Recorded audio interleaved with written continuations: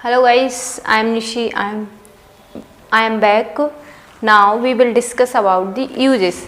Before this, what did we learn? अपन ने इसके पहले क्या सीखा था? अपन ने सीखे थे tenses. What is tense and how many tenses are there? How do we use? How do we make sentence? ठीक है, relative to tense. So that is clear. After tense we will discuss about the uses. Uses क्या होते? ये भी same tense ही जैसे होते हैं. Tenses में तो बताया गया था कि कोई भी क्रिया होगी तभी कोई टेंस बनेगा, सेंटेंस बनाया जाएगा.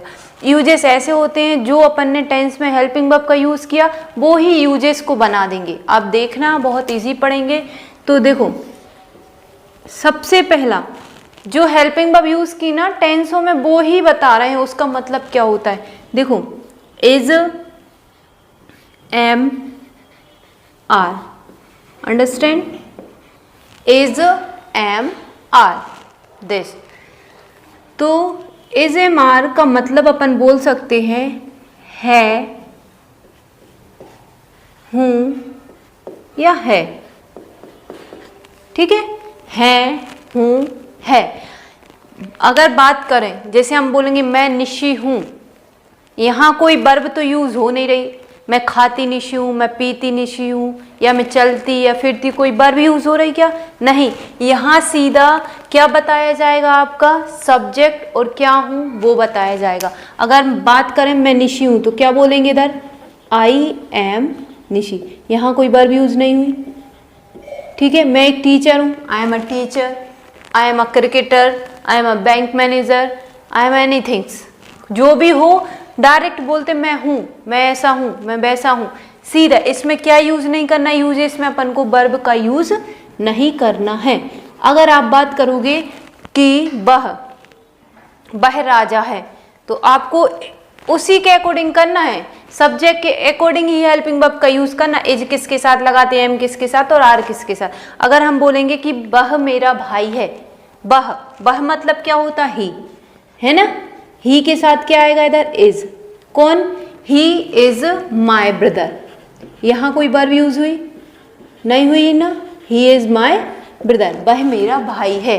He is my cousin, he is my sir, he is my teacher, he is my best friend. सीधा बता दिया ना. जो भी है आपको सीधा बताना है. आफ्टर अगर हम बात करें बे या हम स्टूडेंट हैं, सीधा बोल दिया ना. हम खाते स्टूडेंट, पीते स्टूडेंट, ये सब तो बोला नहीं है. तो हम स्टूडेंट हैं तो हम के लिए क्या यूज होगा? बी. बी के साथ यूज क्या करना? आर. We are. सीधा बता दो स्टूडेंट्स. हम सभी स्टूडेंट हैं, छात्र हैं. ये यूज हो गई ना. आपको इसका यूज समझ में आया कैसा करना है? इसमें आपको वर्ब का यूज नहीं करना है. सीधा सब्जेक्ट उसके साथ जो भी आपकी वो आ रही है वो और सीधा ऑब्जेक्ट बता देना क्या है. आफ्टर सेकंड क्या होता है आपका? वॉज और बर. वॉज और बर जहां यूज होगा उसका मतलब होता है था या थी या थे. ये आपको पता ही है. वॉज और बर किसके साथ यूज करते हैं बताने की जरूरत नहीं है. आई ही शी इट नेम के साथ वॉज और बी यू दे के साथ बर. तो देखो अगर हम बोले इसमें भी वर्ब का यूज नहीं करेंगे. जैसे हम बोलेंगे कि वह राम था, या वह मेरा गांव था, वह मेरा शहर था, है ना. कुछ भी बोलेंगे तब अपन जैसे हम बोलेंगे वह राजा था. कौन था? He was. वह एक राजा था. He was a king. आ गया ना समझ में? बे मेरे अंकल थे. वो लोग बहुत सारे लोग थे ना. बे. बे के लिए क्या यूज करेंगे? दे. दे के साथ हेल्पिंग वर्ब क्या यूज आ जाएगी? They were my uncle. Understand? They were my uncle. इसमें भी कुछ भी नहीं बताया, सीधा बताना है दे वर माय अंकल. बे मेरे अंकल थे, बे मेरे पड़ोसी थे. दे वर माय नेबर. ऐसा सिंपल बताना. अब इसमें तो नहीं आ रही कोई हेल्पिंग वो, ना इसमें कोई पहचान आ रही ना कुछ. हाँ हूँ, है, था, थी, थे आ रहा सिंपल. इसमें नहीं आएगी वर्ब. आपको कैसे यूज करना? अब आप पूछोगे इसमें रहा है, रही है, रहे है, नहीं आ रहा. उसमें जेमाल लगाते तो रहा रही आ रहा था, रहा था रही थी रहा. ऐसा कुछ भी नहीं आएगा. इसमें सीधा था, थी, थे आएगा और सब्जेक्ट क्या है. ठीक है. और आपको सीधा बता देना है pronoun. After will be will be use करेंगे और शैल बी। विल बी और शैल बी का मतलब क्या होता है? होगा, होगी, होगा, होगी, या बनेगा, बनेगी, या बनूंगी, बनूंगी, बनूंगा। ठीक है, इसका मतलब हो गया विल बी और शैल बी का रहे, होगा, होगी, बनेगा, बनेगी, या बनूंगी, बनूंगा, कुछ भी यूज हो सकता है। इसका मतलब ही है होगा, होगी। अगर हम बोलेंगे आज बारिश होगी, सिंपल बताया, तो आज बारिश होगी अपन क्या यूज करते? इट।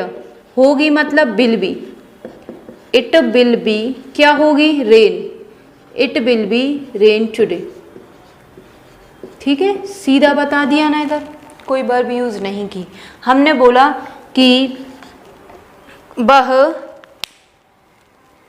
वह मेरा भाई होगा, सीधा बताए ना, वह मेरा भाई होगा, यहाँ कोई वर्ब यूज नहीं कर रहे। तो कौन? ही। होगा मतलब विल बी, ही के साथ विल भी आता है। He will be my brother, he will be, she will be my sister, वह मेरी बहन होगी।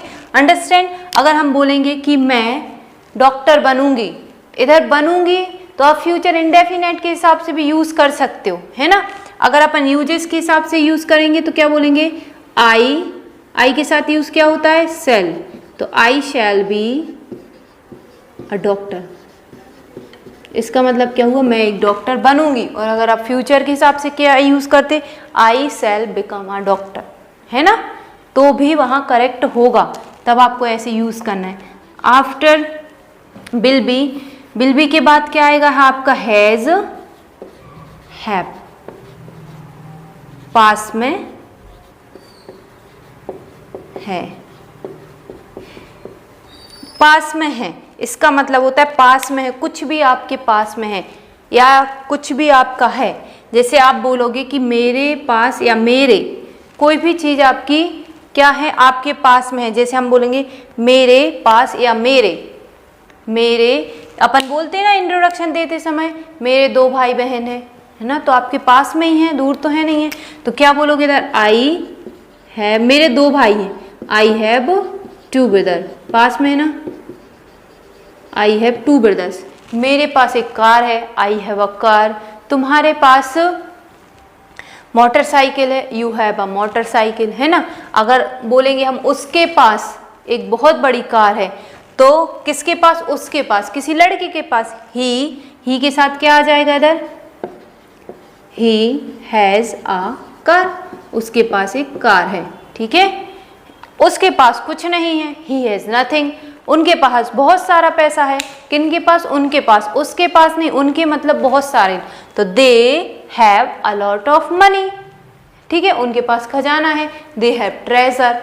तुम्हारे पापा के पास बहुत सुंदर वॉच है, your father has a very beautiful watch. Understand?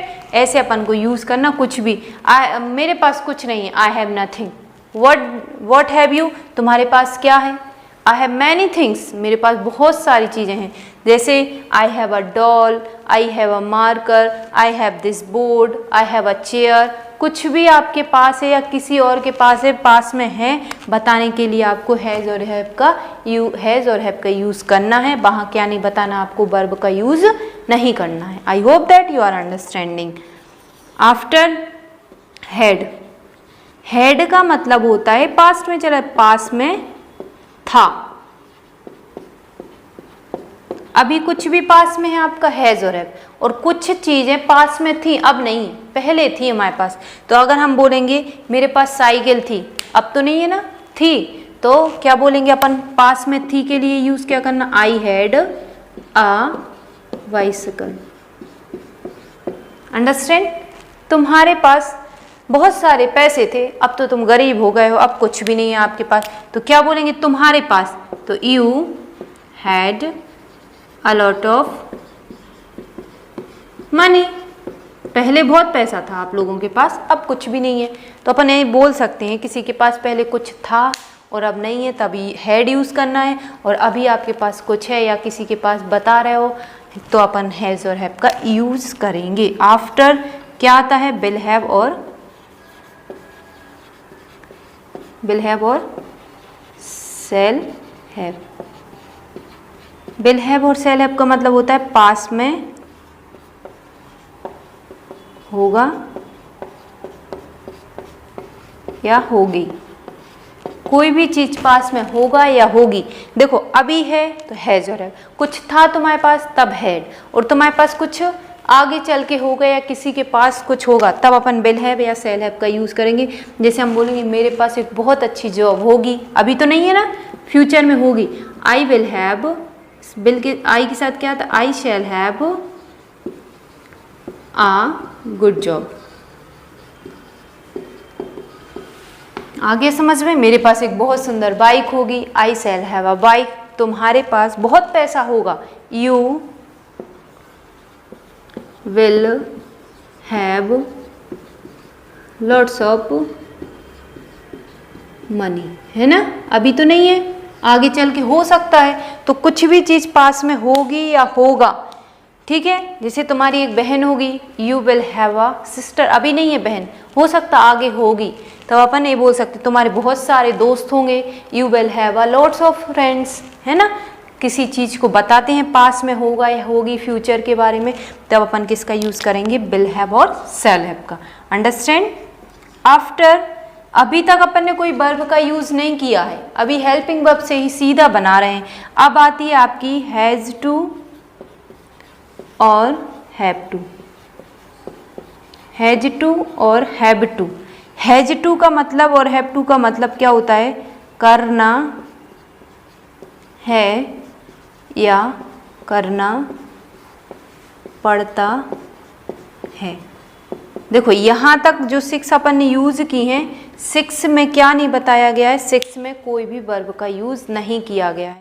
6 uses अपन पढ़ चुके हैं, कौन कौन से, is, am, are, was, were, will be, shall be, has, have, had और विल हैव, शैल हैव। इस सब का आपको यूज समझ में भी आ गया। 6 सेंटेंस जो अपन यूज कर रहे थे, यूजे मतलब जो हेल्पिंग वर्ब यूज कर रहे थे, है ना, यूजेस बोल सकते हैं उनको। तो 6 यूजेस ऐसे हैं जिनमें आपको क्या यूज नहीं करना, कोई भी वर्ब यूज नहीं करना।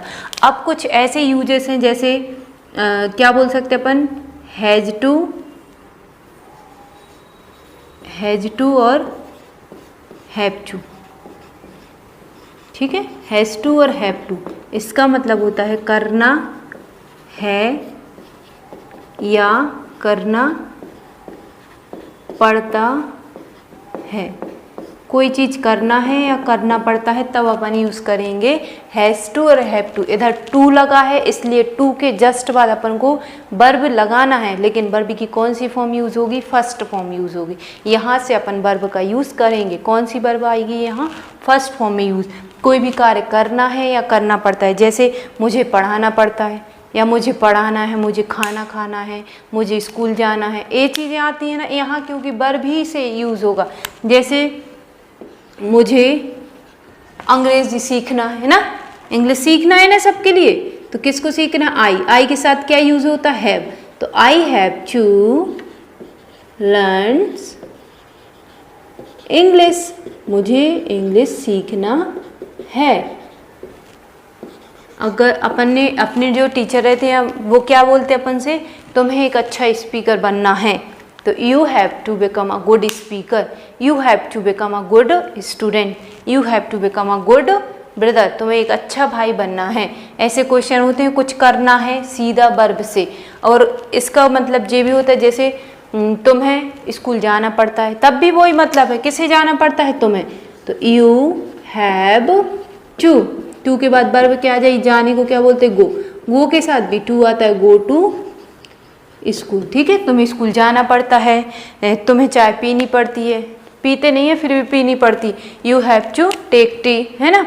और तुम्हें अंग्रेजी बोलनी पड़ती है, you have to speak English, ठीक है। कुछ भी करना है या करना पड़ता है तब अपन यूज़ करते हैं हैज टू और हैव टू का। ये भी यूज, जैसे आपको बहुत सारे ऐसे सेंटेंस बनाना है तब आपको बोलने में आएंगे। 8th वाला होता है हैड टू। हैड टू मतलब क्या होता है, करना था या करना पड़ता था, ठीक है।